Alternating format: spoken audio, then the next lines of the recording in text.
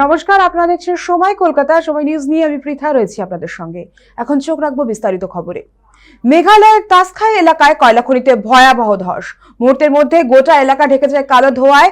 ঘটনায় অন্তত 10 জন শ্রমিকের মৃত্যুর খবর পাওয়া গেছে। প্রাথমিক রিপোর্টে জানা গেছে কয়লা খনির ভেতরে বিস্ফোরণটি ঘটেছে। বিস্ফোরণের সময় বেশ কিছু শ্রমিক নেমে কাজ করছিলেন। স্থানীয় প্রশাসনের দাবি, মৃতদের মধ্যে বেশিরভাগই অসম থেকে আসা শ্রমিক। ঘটনার পরই তড়িঘড়ি উদ্ধার কাজ শুরু করেছে মেঘালয় পুলিশ। রয়েছেন দমকল ও বিপর্যয় মোকাবিলার কর্মীরাও। খনির ভেতরে কেউ আটকে পড়েছেন কিনা তা খতিয়ে দেখা হচ্ছে। পুলিশ সূত্রে জানা গেছে বেশিরভাগ খনি শ্রমিকরা অসমের কথিগড়া এলাকার বিহারা গ্রামের। প্রাথমিক তদন্তে জানা গেছে খনির অভ্যন্তরে মূলত দাহ্য গ্যাস মজুদ থাকার ফলে এই বিস্ফোরণ ঘটে। শ্রমিকদের মধ্যে যাদের মৃত্যু হয়েছে তাদের দেহ ময়নাতদন্তের জন্য পাঠানো হচ্ছে। আহতদের দ্রুত চিকিৎসার উদ্দেশ্যে পাঠানো হয়েছে। ঘটনাটি তদন্ত করছে মেঘালয় পুলিশ।